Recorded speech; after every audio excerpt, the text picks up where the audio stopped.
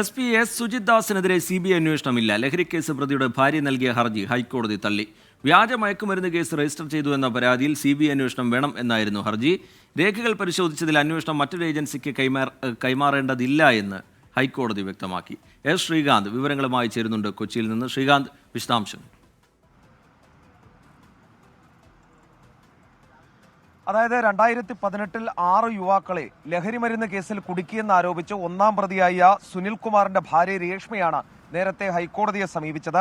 ഇതിൽ CBI അന്വേഷണം വേണം, വ്യാജ മയക്കുമരുന്ന് കേസ് രജിസ്റ്റർ ചെയ്തു എന്നായിരുന്നു പരാതി. അതിൽ CBI അന്വേഷണം വേണം എന്നായിരുന്നു ഇവരുടെ ആവശ്യവും. 2018-ൽ ഈ കേസ് എടത്തലയിൽ രജിസ്റ്റർ ചെയ്യുമ്പോൾ എറണാകുളം റൂറലിൽ നർക്കോട്ടിക് സെല്ലിന്റെ ചുമതലയുള്ള ASP ആയിരുന്നു സുജിത് ദാസ് എന്നുള്ളതും ഇവർ ആരോപിച്ചിരുന്നു. പക്ഷേ ഈ CBI അന്വേഷണ ആവശ്യം ഇപ്പോൾ ഹൈക്കോടതി തള്ളിയിരിക്കുന്നു. കോടതി പറയുന്നത് ഈ വ്യാജ മയക്കുമരുന്ന് കേസ് രജിസ്റ്റർ ചെയ്തു എന്ന പരാതിയിൽ തൽക്കാലം മറ്റൊരു ഏജൻസിയുടെ അന്വേഷണം ആവശ്യമില്ല എന്ന് കോടതി വ്യക്തമാക്കി. രേഖകൾ പരിശോധിച്ചതിൽ നിന്നും മറ്റൊരു ഏജൻസിക്ക് അന്വേഷണം കൈമാറേണ്ട സാഹചര്യമില്ല എന്ന് വ്യക്തമായിട്ടുണ്ടെന്നും കോടതി ചൂണ്ടിക്കാട്ടുന്നു. S ശ്രീകാന്ത് വിവരങ്ങൾ നൽകുകയായിരുന്നു കൊച്ചിയിൽ നിന്ന്.